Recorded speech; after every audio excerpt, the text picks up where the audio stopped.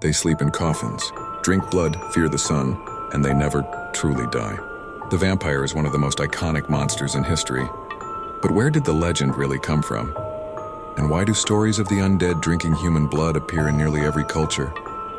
Tonight, we sink our teeth into the terrifying, seductive, and ancient lore of the vampire.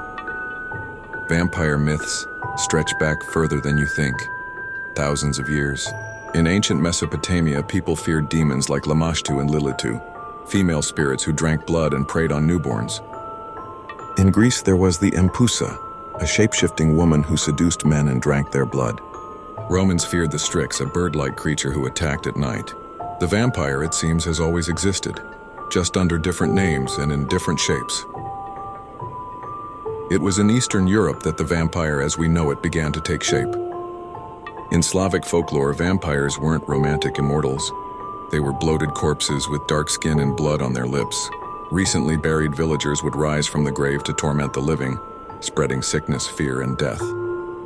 Entire villages held vampire hunts. Corpses were exhumed and examined. If they looked too fresh or had blood at the mouth, they were staked, decapitated, or burned. These weren't just legends.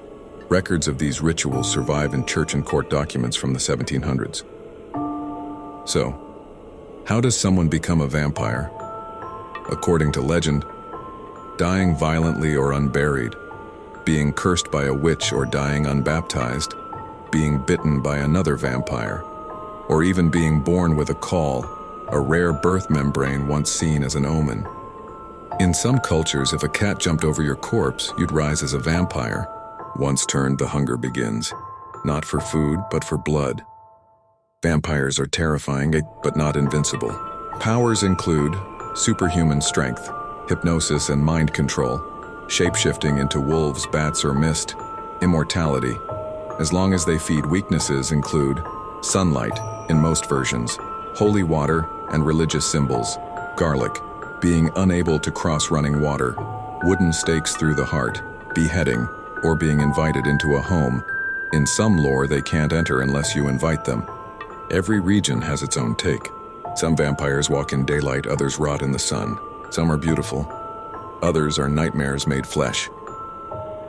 No vampire story is complete without the most famous name of all, Dracula. In 1897, Irish author Bram Stoker published Dracula, blending folklore, gothic horror, and the brutal legend of Vlad III of Wallachia, also known as Vlad the Impaler.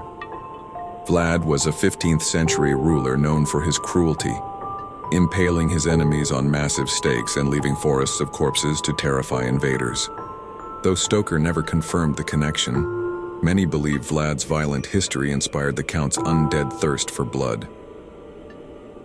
The vampire has evolved, from a bloated grave walker to a seductive immortal in designer clothes. From folklore to fiction, it's a creature that never dies, only changes. It's the perfect symbol, hunger that never ends, power with a pricing, and the fear that something dead is still watching you. So next time the sun sets and you feel something watching from the dark, ask yourself one question. Did you leave your window open? Thanks for watching. If you love monster lore, myths, and dark history, hit subscribe, drop a like, and comment your favorite vampire legend below. New episodes every week. Stay sharp and stay in the light.